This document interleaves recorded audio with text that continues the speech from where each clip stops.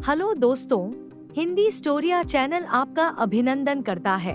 कहानी सुनने के लिए आपका धन्यवाद। अगर कहानी पसंद आई तो लाइक और सब्सक्राइब जरूर करें। बिना देरी किए आइए कहानी शुरू करते हैं। भक्त धन्ना जी का जन्म मुंबई के पास धुआन गांव में एक जाट घराने में हुआ था। उनके माता पिता कृषि और पशुपालन करके अपना जीवन यापन करते थे। वो बहुत निर्धन थे। जैसे ही धन्ना बड़ा हुआ उसे भी पशु चराने के काम में लगा दिया। वो प्रतिदिन पशु चराने जाया करता था। गांव के बाहर ही कच्चे तालाब के किनारे एक ठाकुर द्वार था, जिसमें बहुत सारी ठाकुरों की मूर्तियां रखी हुई थी। लोग प्रतिदिन वहां आकर माथा टेकते व भेंट अर्पण करते। धन्ना पंडित को ठाकुरों की पूजा करते, स्नान करवाते व घंटियां खड़काते रोज देखता। अल्प बुद्धि का होने के कारण वह समझ न पाता। एक दिन उसके मन में आया कि देखते हैं कि क्या है। उसने एक दिन पंडित से पूछ ही लिया कि आप मूर्तियों के आगे बैठकर आप क्या करते हो। पंडित ने कहा, ठाकुर की सेवा करते हैं, जिनसे कि मनोकामनाएं पूर्ण होती हैं।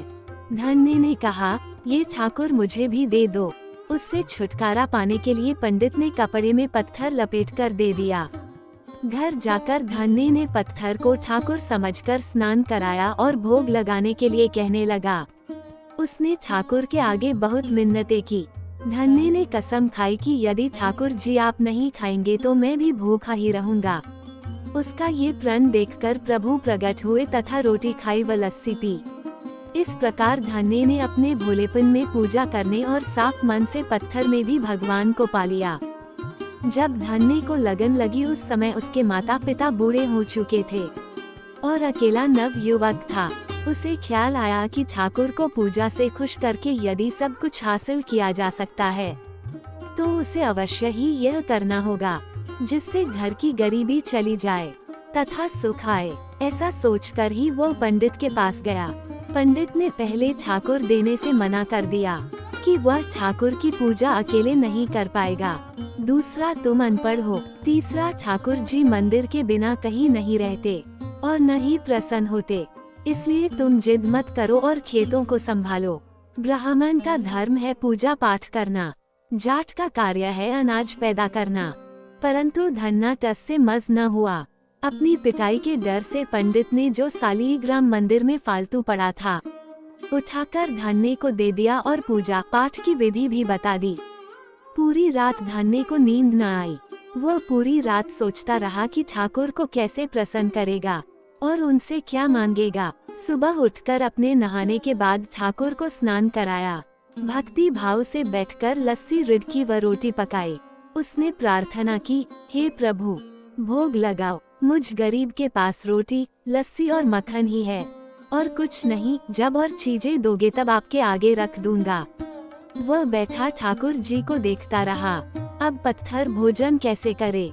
पंडित तो भोग का बहाना लगाकर सारी सामग्री घर ले जाता था, पर भले बालक को इस बात का कहाँ ज्ञान था। वह व्याकुल होकर कहने लगा कि क्या आप जाट का प्रसाद नहीं खाते? दादा तो इतनी देर नहीं लगाते थे। यदि आज आपने प्रसाद न खाया तो मैं मर जाऊंगा, लेकिन आपके बगैर नहीं खाऊंगा। प्रभु जानते थे कि यह मेरा निर्मल भक्त है, छल कपट नहीं जानता। अब तो प्रकट होना ही पड़ेगा। 1 घंटा और बीतने के बाद धन्ना क्या देखता है कि श्री कृष्ण रूप भगवान जी रोटी मक्खन के साथ खा रहे हैं और लस्सी पी रहे हैं। भोजन खाकर प्रभु बोले, धन्य जो इच्छा है मांग लो, मैं तुम पर प्रसन्न हूँ। धन्य ने हाथ जोड़कर विनती की, भगवान जो तुम्हारी भक्ति करते हैं तू उनके कार्य संवार देता है। मुझे गेहूँ, दाल व घी दीजिए, मैं खुश हो जाऊंगा। यदि जूता, कपड़े, 7 प्रकार के अनाज, गाय या भैंस, सवारी करने के लिए घोड़ी तथा घर की देखभाल करने के लिए सुंदर नारी मुझे दें। धन्य के यह वचन सुनकर प्रभु हंस पड़े और बोले, ये सब वस्तुएं तुम्हें मिल जाएंगी। प्रभु बोले, अन्य कुछ? प्रभु, मैं जब भी आपको याद करूं आप दर्शन दीजिए। यदि कोई जरूरत हुई तो बताऊंगा। तथास्तु। भगवान ने उत्तर दिया, हे प्रभु, धन्य आज से आपका आजीवन सेवक हुआ, आपके अलावा किसी अन्य का नाम नहीं लूंगा। धन्ना खुशी से दीवाना हो गया। उसकी आंखें बंद हो गई। जब आंखें खोली तो प्रभु वहाँ नहीं थे। वह पत्थर का सालीग्राम वहाँ पड़ा था। उसने बर्तन में बचा हुआ प्रसाद खाया, जिससे उसे 3 लोकों का ज्ञान हो गया। प्रभु के दर्शनों के कुछ दिन पश्चात धन्य के घर सारी खुशियाँ आ गई। एक अच्छे अमीर घर में उसका विवाह हो गया। उसकी बिना बोई भूमि पर भी फसल लहलहा गई। उसने जो जो प्रभु से मांगा था उसे सब मिल गया। किसी ने धन्य को कहा, चाहे प्रभु तुम पर प्रसन्न हैं, तुम्हें फिर भी गुरु धारण करना चाहिए। उसने स्वामी रामानंद जी का नाम बताया। एक दिन अचानक ही रामानंद जी उधर से निकले। भक्त धन्य ने दिल से उनकी खूब सेवा की तथा दीक्षा की मांग की। रामानंद जी ने उनकी विनती स्वीकार कर ली और दीक्षा देकर धन्य को अपना शिष्य बना लिया। धन्ना भगवान के नाम का सुमिरन करने लगा। यह एक बहुत ही प्रेरणादायक कहानी है। भक्त धन्ना जी की अद्भुत भक्ति और विश्वास ने उन्हें सफलता की ऊंचाइयों तक पहुंचाया। उनका विश्वास और समर्पण उन्हें जीवन में सुख शांति प्रदान करता रहा।